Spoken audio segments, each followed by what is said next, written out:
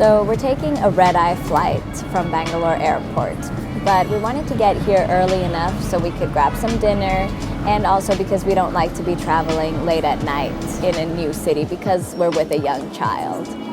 So we got here with plenty of time to spare. We gave ourselves enough time to get here on time and to have dinner, maybe even get some shopping done.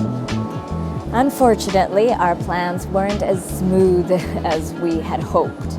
So we got to the airport, got dropped off at the curb there, and tried to come into the airport, but were a bit surprised that just in order to enter the building, there's a bunch of Indian National Guardsmen guarding all the doors, all the entrances to the airport.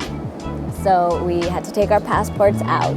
Also, of course, we hadn't checked in yet, so I had to find some proof that we were flying out today.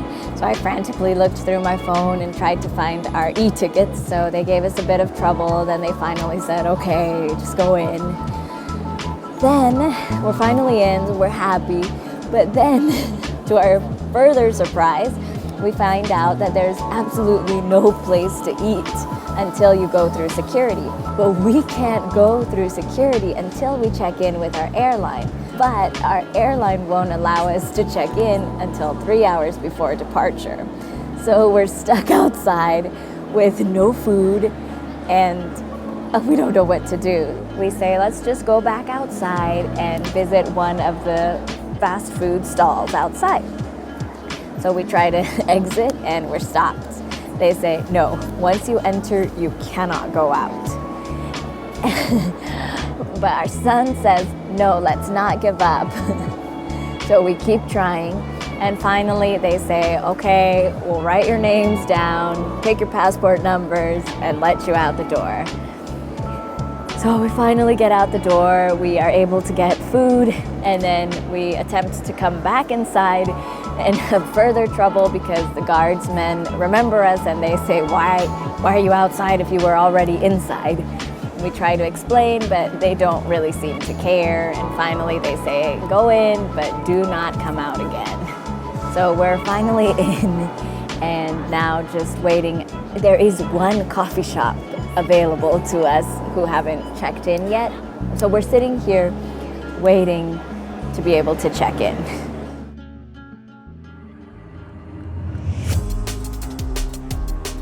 One of the things that we appreciated as soon as we arrived at Bangalore Airport was the fact that there is a phone available right next to arrivals, right where you arrive, right next to the toilet, that has free phone calls, free local phone calls. So that really saved us a big headache because we didn't have data, we couldn't get Wi-Fi, and we needed to contact the hotel.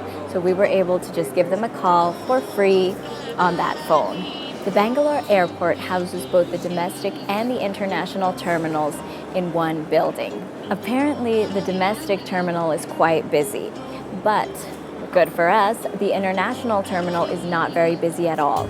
This is especially wonderful when you're going through customs and immigration because there won't be much of a line.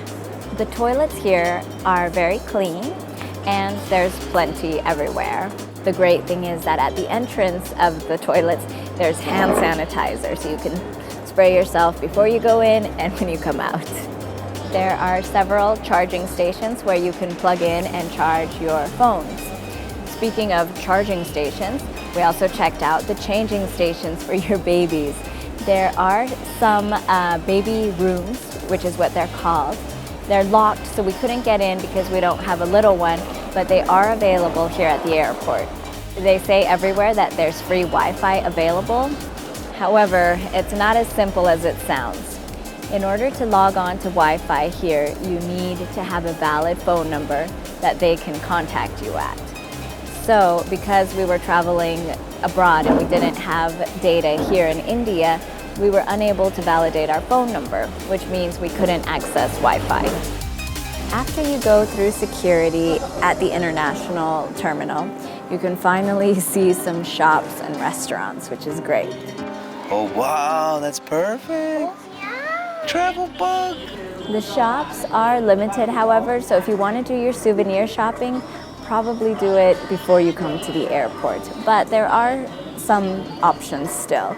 And there's always duty free, which is great as well, especially because they offer some Indian goods. They were very kind and helpful and helped us pick out a wine that is from India. It's called Sula. Hopefully it's nice and tasty. Honestly, we didn't really like Bangalore Airport. It seems very inconvenient in many ways, including the fact that you can't exit once you enter the building. And when you go through security to come into the international terminal, one difficult thing for families especially is that you're split up between men and women. And even once you're through security, we had hoped to catch a small bite to eat, but there are only sit-down restaurants. We had also hoped to do some souvenir shopping, not much of a variety, but you've still got your basics. You've got your toilets, you've got your change rooms, you've got your charge stations. So we definitely don't want to turn anyone away from Bangalore Airport. We just want to make sure you're prepared.